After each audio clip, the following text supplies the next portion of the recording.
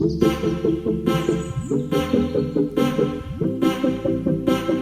दोस्तों, मैं अमरदीप कादियान। नमस्ते, प्रणाम, सलाम वालेकुम, सत श्री अकाल, जय मचिकी, राम राम जी, जय माता जी। दोस्तों, आपका स्वागत है मेरे YouTube चैनल डिसेंट एडवाइस में। दोस्तों, आज हम बात करेंगे, जैसा कि आपको पता है, कल माननीय सुप्रीम कोर्ट में तारीख लगी थी और उसमें फाइनल डिसीजन नहीं आ पाया था। तो आज 9 दिसंबर की आज की तारीख दे दी गई थी। तो आज फिर से माननीय सुप्रीम कोर्ट में सुनवाई हुई मिस्टर अशोक भूषण जी की बेंच के सामने, जो कि न्यायमूर्ति मिस्टर अशोक भूषण जी हैं, उनकी बेंच के सामने आज सुनवाई हुई। बहुत से आदमी बेंच के बारे में पता करना चाहते हैं। 2 से अधिक जजेस सुप्रीम कोर्ट के या हाई कोर्ट के बैठ के जब किसी भी केस में फैसला देते हैं तो उसको उन जजेस को एक बेंच बोलते हैं। जो वो फैसला देते हैं आपस में आपसी सहमति से 2 या 2 से अधिक जज फैसला देते हैं। उस जो कमेटी होती है जजों की, उसको बेंच बोलते हैं। दोस्तों, सबसे पहले सीनियर एडवोकेट वीवी गिरी जी पेश हुए माननीय सुप्रीम कोर्ट में और उन्होंने अपना पक्ष रखा। उन्होंने ये कहा कि जैसे 6 अगस्त 2020 को इसी साल आरबीआई का सर्कुलर जारी हो गया है रिस्ट्रक्चर के लिए। रिस्ट्रक्चर में क्या है कि आप अपने लोन को रिस्ट्रक्चर करवा सकते हैं, दोबारा से उसको बनवा सकते हैं, मतलब आप अपनी किस्त कम भी करवा सकते हैं और आपको मोरेटोरियम भी उसमें मिल सकता है। क्योंकि मोरेटोरियम ये कोई नई चीज नहीं है और रिस्ट्रक्चर भी नई चीज नहीं है। ये पिछले 100 सालों से रिस्ट्रक्चर होता आ रहा है जब से बैंकिंग स्टार्ट हुई है। लेकिन आम आदमी को ये पता नहीं था, क्योंकि उसकी ऐसी सिचुएशन नहीं आई थी। बड़े इंडस्ट्रियलिस्ट हैं, वो 50, 60, 70 साल पहले भी इसका फायदा उठा रहे हैं। आम आदमी और खास आदमी को इसको नहीं पता है, क्योंकि उसका हाई लोन 2, 4, 5 लाख रुपए का या 40, 50, 70 हजार रुपए का। तो मोरेटोरियम पहले भी मिल रहा था जब बैंक ये देखता था कि इस आदमी की आर्थिक स्थिति आज की सी डेट में सही नहीं है, इसका बिजनेस व्यापार में घाटा हो गया। कोरोना काल आने से पहले, आज से अगर 50 साल पीछे भी चले जाएं तो भी ये मिल रहा था। तो बैंक को ये समझ में आता था कि ये आदमी का 10 साल का लोन है, 7 साल तो ये पूरा क्लियर कर चुका है टाइमली। अब क्योंकि ये लॉस में जा रहा है तो इसको कुछ टाइम के लिए रियायत दी जाए। फॉर एग्जाम्पल 6 महीने के लिए, साल के लिए इसकी किस्त को रोक दिया जाए ताकि इसका बैलेंस बन जाए और फिर ये इजिली अपनी किस्तें पे कर पाए।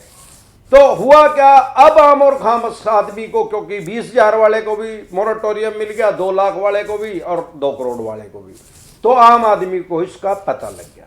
क्योंकि अब तो रिजर्व बैंक के आदेश आ गए थे। पहले 3 महीने के लिए आए थे, मार्च से लेके अप्रैल मई तक के। उसके बाद फिर दोबारा 3 महीने के आ गए, जून, जुलाई, अगस्त। 31 अगस्त को फिर मोरेटोरियम खत्म हो गया।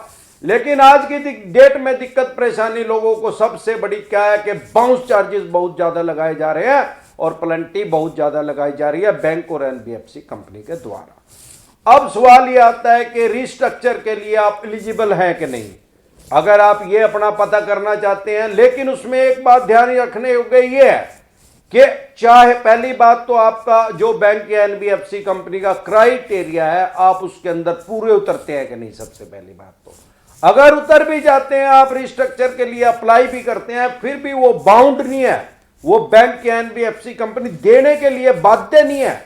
उसकी मर्जी है, उसको अपने विवेक पे फैसला लेना है कि वो आपको ये दे या नहीं दे। अगर उसको लगता है कि इसकी जेन्युइन प्रॉब्लम है तो हो सकता है वो आपको दे भी दे, और उसकी मर्जी है चाहे वो ना भी दे।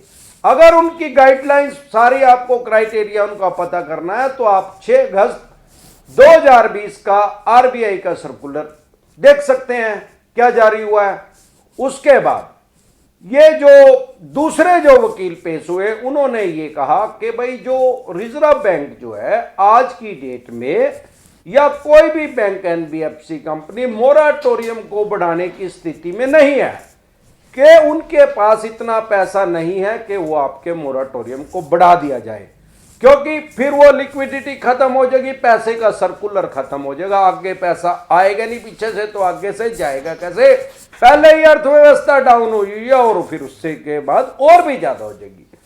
तो मैं हर बार एक ही बात कहता हूं, बार बार कहता हूं कि देखो, माननीय सुप्रीम कोर्ट में केस चला हुआ है, वो बहुत विद्वान न्यायाधीश वहां पे बैठे हुए हैं, उनको न्यायमूर्ति बोला जाता है। लेकिन सवाल यह आता है कि कहीं ना कहीं वो बैंक का भी पक्ष लेंगे, आम आदमी का भी लेंगे। लेकिन आम आदमी को एक बात समझनी चाहिए भाई, जो 138 नेगोशिएबल इंस्ट्रूमेंट एक्ट है वो क्या कहता है? वो एक क्रिमिनल केस भी है और सिविल केस भी है। वो है क्या चीज जो आम आदमी उसको नहीं पता। आप जब लोन लेते हैं तो आप उस बैंक या एनबीएफसी कंपनी को एक चेक देते हैं।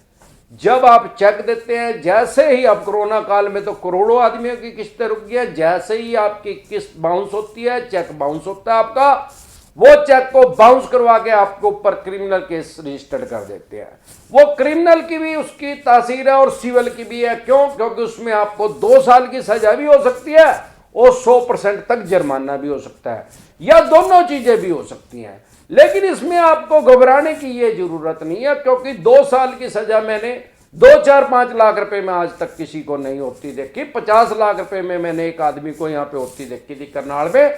बट अगर भगवान ना करे ऐसा हो भी जाए तो 2 साल की किसी केस में जमानत, जो अगर सजा हो भी जाए उसमें तुरंत प्रभाव से जमानत मिल जाती है, जेल में जाना नहीं पड़ता।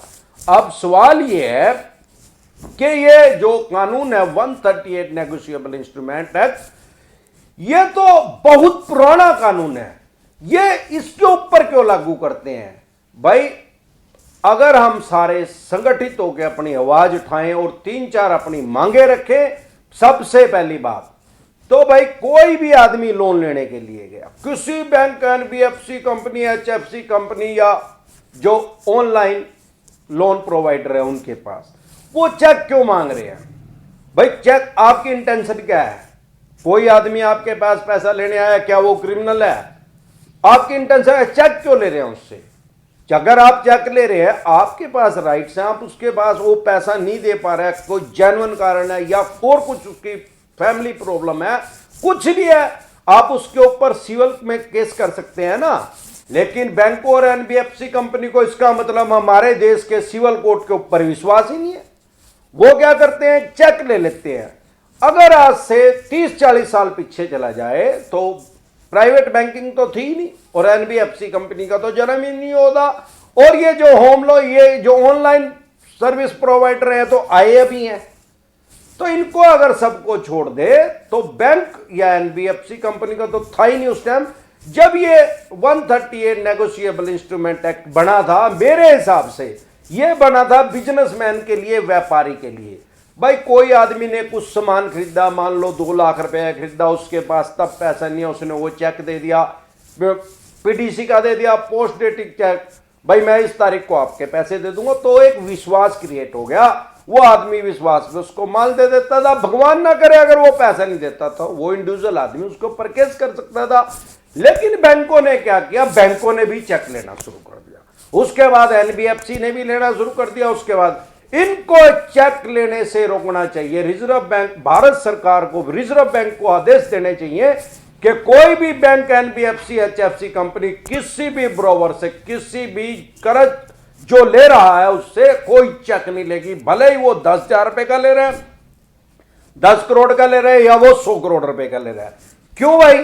चेक किस लिए ले रहे हो भाई साहब? आपके पास सिविल के राइट्स है, जाइए, आप कोर्ट पड़ी हुई है, सारे देश में कोर्ट खुली हुई है, सरकार ने खोल रखी है। चेक क्यों ले रहे हैं? चेक का मिसयूज करना चाहते हैं। मिसयूज क्या है? उसके ऊपर केस कर देते हैं, उसको 420 का लगा देते हैं उसके ऊपर। 420 की तो ये सिर्फ धमकी देते हैं, लेकिन बाउंस तो हो गया ना आपका। 420 का तो उसमें नहीं केस लगा सकते, ये सिर्फ धमकी देते हैं, मेल कर देंगे या इनके 54 छाप रिकवरी एजेंट बोलते हैं, वो नहीं लगेगी। लेकिन क्रिमिनल केस तो उसके ऊपर रजिस्टर्ड हो रहा है ना। जो आम आदमी है वो क्रिमिनल है नहीं, उसके ऊपर क्रिमिनल केस क्यों रजिस्टर्ड किया जा रहा है?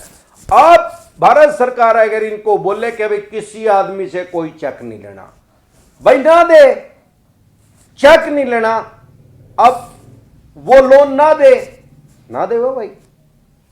कोई लेने के लिए गया, मैं लेने के लिए गया, वो मेरे से चेक मिलने की उसको पावर ही खत्म होगी, तो ना दे भाई मेरे को लोन।